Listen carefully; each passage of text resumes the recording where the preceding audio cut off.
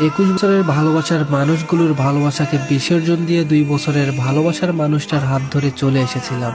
তবে মাঝপথে আটকে যাই, কারণ বাবা আর বড় ভাই কিভাবে যেন বুঝতে পেরে গিয়েছিলেন। তবে বাবা একা ছিলেন না, সহকারী পুলিশ বাহিনীও সাথে ছিলেন তার। আমি ভয় পেয়ে আবিরের পিছনে লুকিয়ে পড়ি। বড় ভাই রাগী দৃষ্টিতে আমার দিকে তাকিয়েছিল, আমার কাছে এসে বলল, বাসায় চল। আমি আবার আবিরের পেছনে মুখ লুকাই। বড় ভাই আমার হাত ধরে টানতে লাগলেন। আবির বাধা দিতে গেলে বড় ভাই একটা থাপ্পড় মেরে বসেন। আমি ছেড়ে দিতে বললে আমাকে থাপ্পড় মারে। এই 21 বছরের প্রথম ভাই আমার গায়ে হাত তুললো। রাগে আমার সারা শরীর কাঁপছিল। ছোট থেকেই রাগী আর জেদি প্রকৃতির ছিলাম আমি।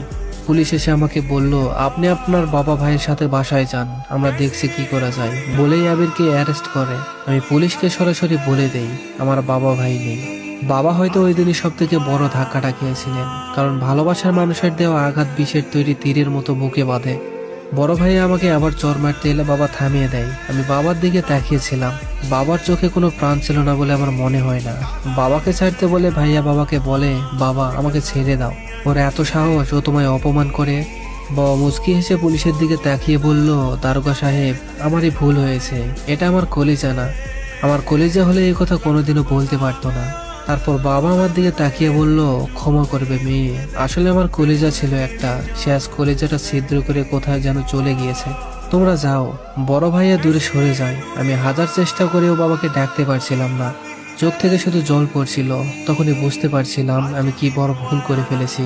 বাবা বড় ভাইয়া পুলিশদের নিয়ে চলে যায়। আমি চিৎকার দিয়ে বাবা বলে কান্না করে রাস্তার উপর বসে পড়ি। আবির পেছন থেকে এসে আমায় ধরে বলেছিল, চিন্তা করো না, সব ঠিক হয়ে যাবে। আমি আবিরের এই সান্ত্বনা বাণীটা ওই দিনই মেনে নিতে পারছিলাম না, কারণ আমি তো আমার বাবার মেয়ে। বাবার রাগ অভিমান সবটা আমার জানা ছিল। আমি ঈশিতা, বাবা মায়ের একমাত্র মেয়ে। তবে আমার বড় একটা ভাই আছে। দুনিয়ার সবার ভালোবাসা পরিমাপ করা গেলেও এই দুইজনের ভালোবাসা কখনো পরিমাপ করতে পারা যাবে বলে আমার মনে হতো না। বড় ভাই আমার আদর করে মনি বলে ডাকতো, আর বাবা আদর করে কলিজা বলে ডাকতো। আমার বুদ্ধি হওয়ার পর থেকে আমি একদমও শুনিনি বাবা আমায় আমার নাম ধরে ডেকেছে। সবসময় শুধু কলিজা বলেই ডাক দিত।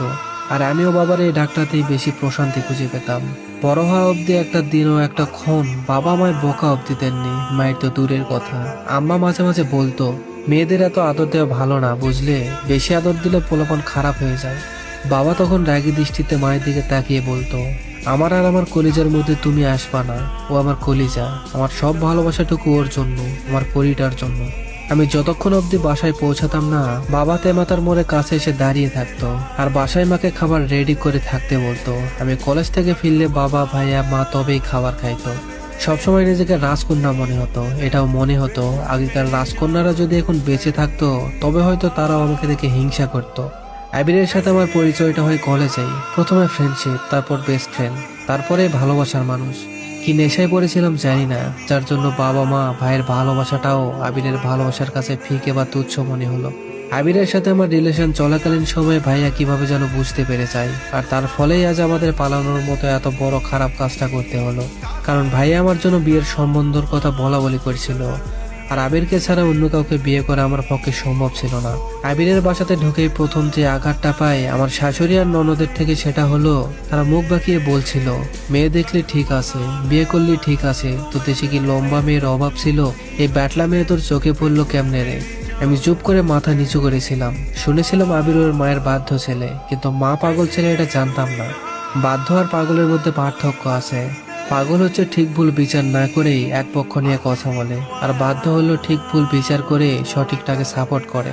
আমার ভুল হলেও আবির আমাকে বকতো, আবার যদি ভুল আমার নাও হতো তবুও মায়ের পক্ষ নিয়ে কথা বলতো। আবিরের প্রতি যে ভালোবাসাটা ছিল বিয়ের আগে, সেটা কমতে থাকে বিয়ের পরে আবিরের কাজগুলো দেখে। আমি চাইতাম আবির ঠিক ভুল বিচার করে পক্ষ নিয়ে কথা বলুক। আমার ভুল হলে আমায় বকবে বা শুধরে